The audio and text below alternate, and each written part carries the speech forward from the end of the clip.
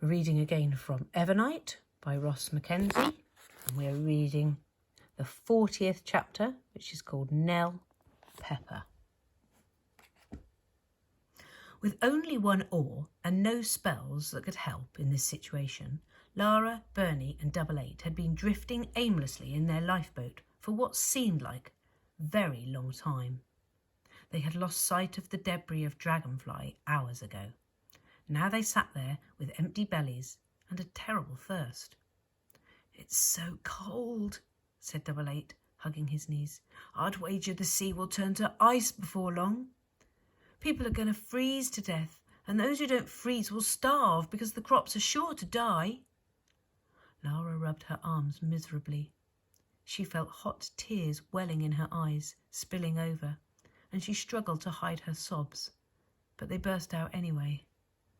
"I'm sorry for what happened to Magnus," she sniffed, "and Rob and his crew. Oh, I'm sorry, Bernie. It's all my fault." Bernie had been almost silent since watching Rob's boat blow up, and Lara had been barely able to look at her. Now she moved to Lara's side, rocking the boat, and hugged her tight. "Stop that at once, you hear? What happened wasn't down to you." "But it was. Magnus and Rob and the others would never have been in danger if it wasn't for me." "Look around you, child," said Bernie. "Everyone's in danger. Magnus and Rob chose to put themselves in danger every day of their lives, smuggling spells and freeing white witches. It wasn't in their nature to do nothing. What we have to do is finish the job." Lara sniffed and wiped her nose with a soaking sleeve. "I'll do my best, Bernie, I promise, for Magnus and Rob and the crew, whatever it takes." The cold grew unbearable. Lara huddled with Bernie and Double Eight, shivering, desperately trying to keep warm. She felt herself drifting in and out of sleep. There was frost on her eyelids, ice in her hair. She knew the cold would take her soon. She thought of King's Haven, of the sticky summer warmth, and she even longed for the sewer tunnels. Double Eight shifted and sat up. "What's that? In the sky. What's that light?" Lara opened her eyes, wiping away the frost. There was an object drifting along the scattered clouds, something large and twinkling with lamplight. Bernie jerked forward, rubbing at her eyes to make sure she was really seeing it. "We're saved," she said, and leapt to her feet, causing the little lifeboat to violently tip. She reached into her coat, brought out her wand, loaded a spell bottle, and pointed the wand straight up. A jet of blinding red fired out of the wand and shot up into the sky, trailing a bloom of reddish smoke. A long moment later, a red flare came from the object in the sky, answering Bernie's.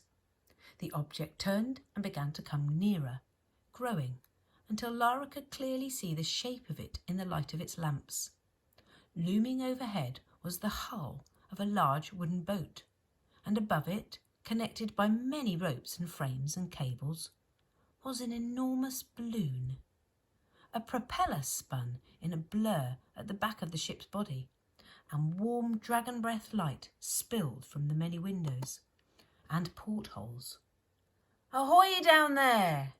came a voice, and Lara could see the shapes of people leaning over the side. "Help is here. We'll have you up in no time."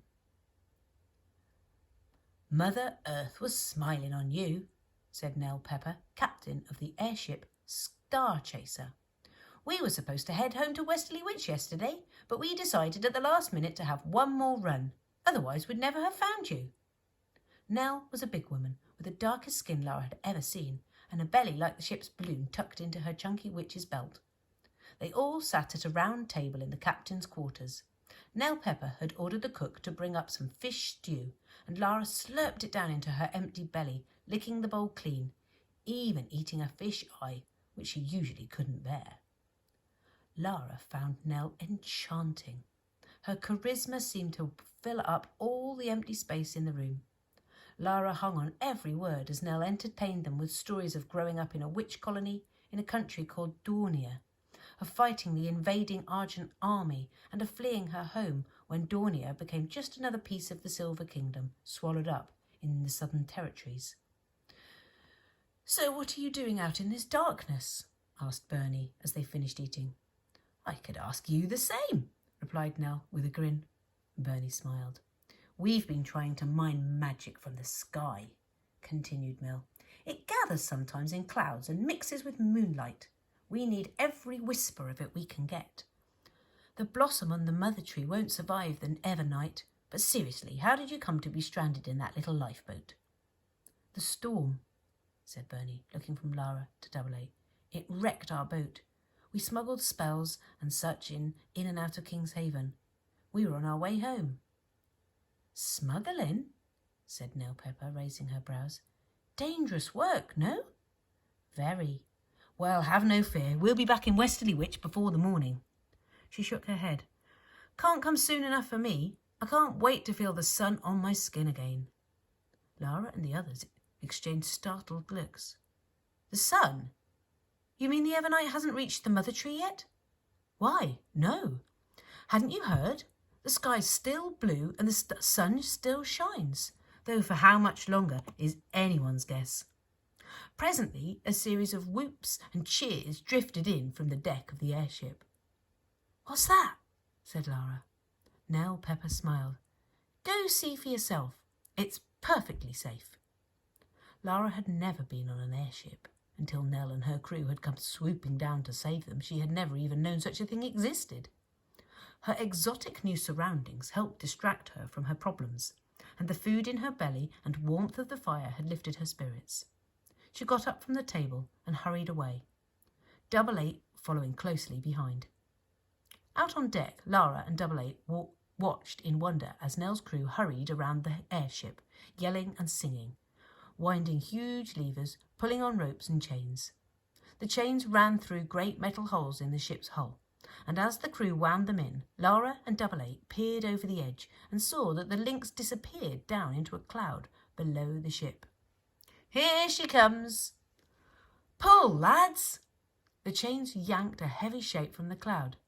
A net, it seemed to Lara, made of shimmering gossamer threads. And inside the net, what is that? "Moonlight, Lara. It's moonlight mixed with magic." Nel Pepper stood close to her. "A single thread has the power to make many, many spells. But spell clouds are hard to find. Good job, lads." A cheer went up from the deck as the net was pulled on board. They opened a hatch in the deck, and the net opened, and the threads of moonlight spilled into the cargo hold. Lara and Double Eight peered down and saw that the strands were tangling and swirling around each other, and the sound from them was the sound of magic, of crystal music.